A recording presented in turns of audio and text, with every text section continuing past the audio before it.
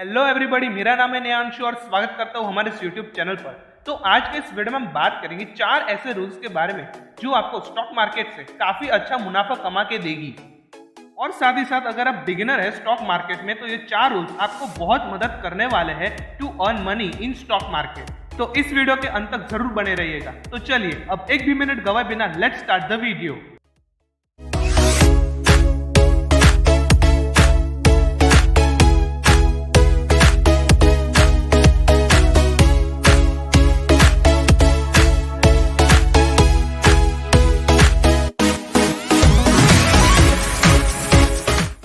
अगर हम इस वीडियो की शुरुआत करें तो सबसे पहला रूल आ जाता है कि आप सिंपल कंपनीज में इन्वेस्ट कीजिए। अगर आप बिगिनर है तो बहुत ही कॉम्प्लिकेटेड कंपनीज में इन्वेस्ट करने की जरूरत नहीं है। आप अपने इन्वेस्टिंग की जर्नी की शुरुआत सिंपल कंपनीज से भी कर सकते हो। मैं आपको सिंपल कंपनीज का मीनिंग समझा दूं। जो कंपनीज पहले भी चलती थी, आज भी चल रही है और फ्यूचर में भी चलेंगी, ऐसी कंपनीज को हम सिंपल कंपनीज कहते हैं। अगर मैं इसको एग्जांपल से रिलेट करूं तो अभी फिलहाल की बात करूं तो लॉकडाउन में काफी सारे जो कंपनीज थे उनके शेयर प्राइस काफी टूटे थे। उस वक्त जिन्होंने सिंपल कंपनीज में इन्वेस्ट किया था वो लोग काफी मजे में थे और प्रॉफिट बुक कर रहे थे। यहाँ पर मैं आपको सिंपल कंपनी का मीनिंग समझा दूं। जो भी प्रोडक्ट आप डेली यूज में लेते हो जैसे कि टूथपेस्ट हो गया, सोप हो गया, अगर ऐसी सब कंपनी स्टॉक मार्केट में लिस्टेड है तो ऐसी कंपनीज को हम सिंपल कंपनीज कहते हैं।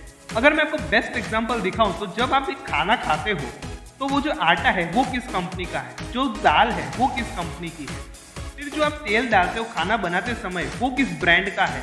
अगर वो सारी ब्रांड स्टॉक मार्केट में लिस्टेड है तो हम उन सारी ब्रांड्स को सिंपल कंपनीज मानते हैं। मैं आपको एक और एग्जाम्पल देता हूँ जिससे आपको ये क्लियर हो जाएगा। फॉर एग्जाम्पल एमआरएफ सिंपली क्या करते हैं, सिर्फ टायर्स मैन्युफैक्चर करती है। क्योंकि गाड़ी आप एक ही बार लोगे लेकिन जो टायर्स है वो बार बार लगेंगे। लेकिन एमआरएफ सिंपल कंपनीज में नहीं आती क्योंकि इसका शेयर प्राइस काफी ज्यादा है। तो आप अपने एनालिसिस करके सिंपल कंपनीज को अलग कर सकते हो और अपने इन्वेस्टमेंट की शुरुआत बिल्कुल रेगुलर प्रॉफिट से और सेफली खेलकर कर सकते हो। ये काफी सेफ तरीका है टू इन्वेस्ट अगर आप बिगिनर हैं तो। चलिए दूसरे रूल की तरफ बढ़ते हैं और वो है कि आपको हाई डिविडेंड पेइंग कंपनीज की तरफ फोकस नहीं करना है। क्योंकि वहां पर जो शेयर प्राइस है वो नहीं बढ़ती लेकिन जो डिविडेंड है वो आपको मिलता रहता है। तो यहाँ पर बहुत सारे लोग अट्रैक्ट हो जाते हैं जस्ट बिकॉज ऑफ डिविडेंड। तो जनरली मैं आपको बता दूं कि जो कंपनी है वो डिविडेंड आपको इसीलिए देती है कि आप उनके स्टॉक्स को बाय करें और जल्द से जल्द सेल ना करें, आप उनको लॉन्ग टर्म के लिए रखें। तो इसीलिए जो कंपनी है वो आपको डिविडेंड देती रहती है। तो अगर आपको डिविडेंड चाहिए और इसलिए आप इन्वेस्टमेंट कर रहे हो तो शायद आपको काफी बड़ा नुकसान भी हो सकता है। तो वहां पर आपको जरा ध्यान से संभल कर रहना होगा। अगर मैं यहाँ पर एक बड़ा एग्जांपल लूँ तो कोल इंडिया लिमिटेड जो कि बहुत ही बढ़िया अट्रैक्टिव डिविडेंड देती है। लेकिन यहाँ पर अगर हम इसका शेयर प्राइस देखें तो फिलहाल इसका जो शेयर प्राइस है वो है 140 रुपीज। लेकिन अगर आप इसके पिछले ईयर के चार्ट खोलोगे तो इसकी जो करंट मार्केट प्राइस यानी कि शेयर प्राइस है वो आपको नीचे की तरफ आती हुई दिखेगी। सो डिविडेंड से अट्रैक्ट ना होकर अपने एनालिसिस कीजिए और फिर उसके बाद ही इन्वेस्ट कीजिए। तो कंपनी के डिविडेंड के आधार पर कभी भी इन्वेस्टमेंट ना करें। सबसे पहले तो आप कंपनी का ग्रोथ देखो, प्रॉफिट देखो और फिर ही इन्वेस्ट कीजिए। चलिए तीसरे रूल की तरफ आते हैं और वो है फॉर मोर प्रॉफिट। ज्यादा मुनाफे के लिए कभी भी आप बबल कंपनीज में इन्वेस्ट ना करें क्योंकि बबल जो है वो फट भी जाता है।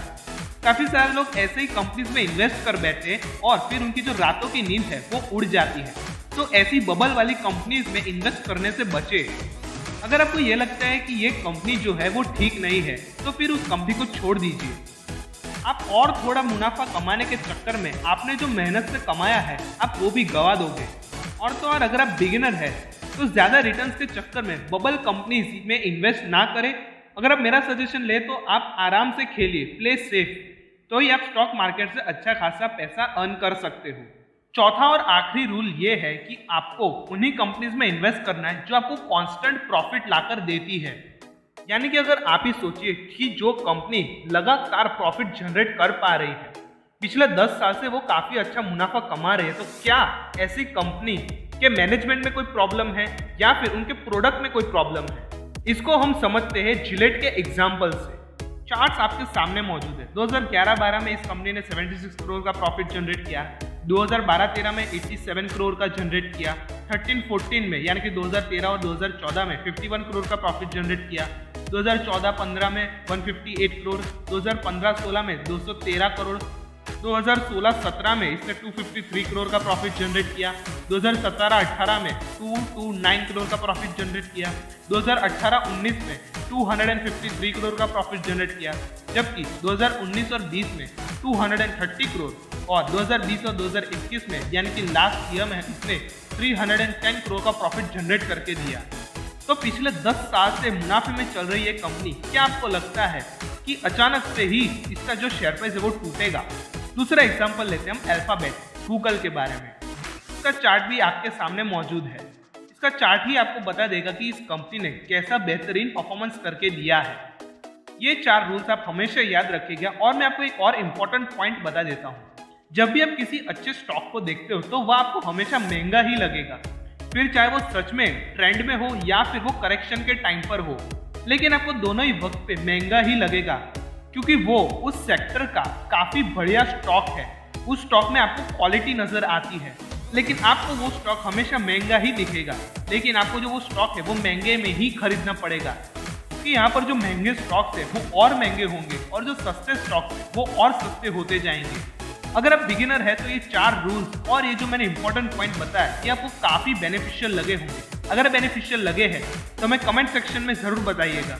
और अगर आपको हमारी तरफ से रेगुलर कंटेंट और रेगुलर अपडेट चाहिए तो यहाँ पर डिस्क्रिप्शन बॉक्स में एक फ्री ग्रुप की लिंक दी हुई है, आप वहां जाकर हमारा फ्री ग्रुप ज्वाइन कर सकते हो।